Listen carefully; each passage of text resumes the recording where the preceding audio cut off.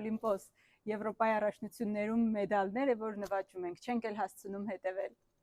Բայց արի նախ սկսենք Բաթումիում ընթացող ծանրամարտի առաջնությունից, որտեղ մենք գտնվում ենք, եւ խոսենք Գոր Սահակյանի նվաճած արծաթե մեդալից։ Այո, Հասմիկ եւ սիրելի հետևորդներ, Գոր Սահակյանը երկրորդ տարին անընդմեջ դարձավ Եվրոպայի փոխ-չեմպիոն, շատ լարված էր, ասա որ լարված էր։ Շատ լավ պայքար էր, թեժ պայքար էր, եւ ցավոք, եթե հրման իր մոտեցումները կարողանար բարձրացնել, մենք ոսկե մեդալ կունենանք, բայց ոչինչ, 330 կիլոգրամով նա նվաճեց իր երկրորդ արծաթե մեդալը։ Գորը չմոռանանք նաև եղել է Եվրոպայի չեմպիոն, բայց հիմա նա նախ ասենք, որ պոկում վարժությունում 146 եւ 150 կիլոգրամներ նա բարձրացեց, ես նվաճեց փոքր ոսկե մեդալ, իսկ հրմումում ցավոք միայն մեկ մոտեցում օգտագործեց 180 կիլոգրամ նա կարողացավ բարձրացնել։ Եվ ասենք, որ այս Եվրոպա առաջնությունում առաջին անգամ ծանրամարտի դրամական նաև պարգևներ կան, 1500, 1000 եւ 500-ական դոլար են ստանում բոլոր մեդալակիրները, ինչը եւս լավ խրախուսական մրցանակ է մեդալակիրների համար։ Առաջարկում եմ լսել Գոր Սահակյանի հետ մեր զրույցը, մենք զրուցել ենք նրա հետ, եկեք լսենք եւ կվերադառնանք։ Բարև Օլիմպոս, այս մեդալները Գոր Սահակյանին է, որոնք քիչ առաջ են նվաճել։ Գոր, պատմիր, թե ինչպեսի պայքարում է ձեռքվել այսքան ծանր մեդալները, որոնք ասեցիր 1 կիլոգրամից ավել են կշռում։ Նախապատրաստվել ենք այս մրցմանը ամբողջովին, ճիշտ է, ստացվեց այն ինչ, որ նախապատրաստել ենք, այսպես ասած, թե ես, թե իմ մարզիչները, բայց քաշային կարգ եմ նորից փոխելու, փորձեմ այնպես անել, որ այդ քաշային կարգում լավ հանդես գա։ Այնպես չի, ելույթս լավ չէր, երկրորդ աստիճանի մեդալը շատերին իսկ հասանալի չի, բայց եկել էի չեմպիոնության ետևից, բայց այն մեդալը, որը իմն էր, հասավ ինձ,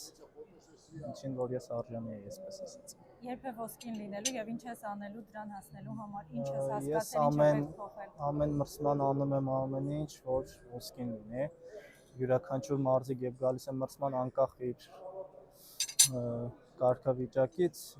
ինքը պայքարում է ոսկե մեդալի համար։ Անելու եմ ամեն ինչ, որ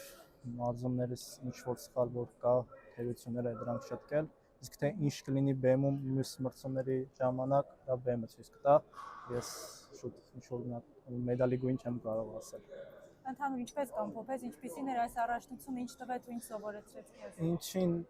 նոր ասեցի, ինչին որ արժանի էի, դա ստացել եմ։ Շնորհակալ եմ իմ մարզիչներին, ընկերներիս, հարազատներից, ովքեր որ այս հունվար ամսից նախապատրաստում ենք այս առաջնությանը, այս դժվար օրերին իսկ իմ կողքին են եղել, փառք Տիրոջը, որ այս մեդալը եւս ես արժանացա։ Շնորհակալ ենք քեզ եւ մաղթում ենք քո բաղձալի ոսկե մեդալը։ Վերադարձնում ենք քո ավարը։ Շնորհակալություն։ Դե ծանրամարտի Եվրոպա առաջնությունում երկրորդ օրն է նորից մեդալ ունեցանք, բայց խոսենք մեկ այլ կարևոր առաջնությունից, որն է ըմբշամարտի եւ մեր չեմպիոն Մալխաս Ամոյանից, որը պատկերացնում եք 5-րդ անգամ Եվրոպայի չեմպիոն է։ Մենք զուգահեռ հետևում ենք եւ ծանրամարտի եւ ըմբշամարտի մրցումներին եւ չեք պատկերացնի ինչքան լարված ենք մենք այստեղ, մեր գործընկերները եւս եւ ուրախանում ենք Մալխասի հաղթանակով, ինչպես Հասմիկը նշեց, նա 5-րդ անգամ հին աշխարհի չեմպիոն է հռչակվել եւ եզրափակչում երկրորդ տարին անընդմեջ նա հաղթեց վրացի Ռամազ Զոիձեին։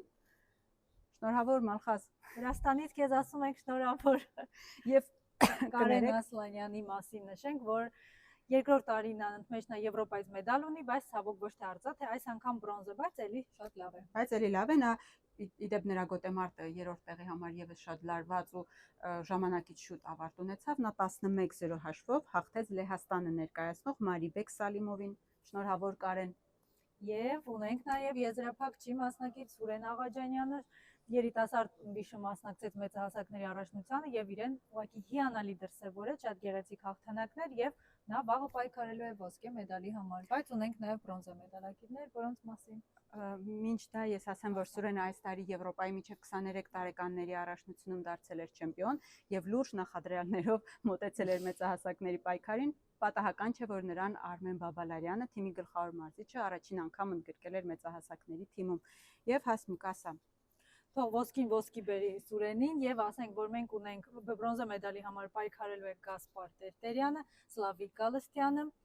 եւ Հայկ Խլոյանը։ Իդեպ Հայկ Խլոյանի եւ Գասպար Տերտերյանի համար եւս սա լինելու է մեծահասակների առաջին մեդալային պայքարը։ Հիանալի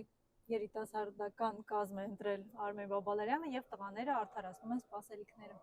Դե ինչ, նաեւ չմոռանանք ծանրամարտի առաջնությունից ասել, որ ելույթ է ունենալու նաեւ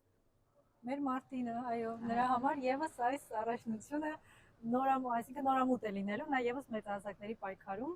հանդես է գալու եւ փորձելու է մեդալ նվաճել։ Դե այսքանը երևի շնորհակալ ենք, որ մեզ հետ եք եւ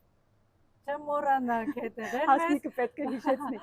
լայքեր դնել, մեկնաբանություններ գրեք, կարծիքներ, մենք կլսենք դրանք եւ կփորձենք իհարկե հետևել։ Կհանդիպենք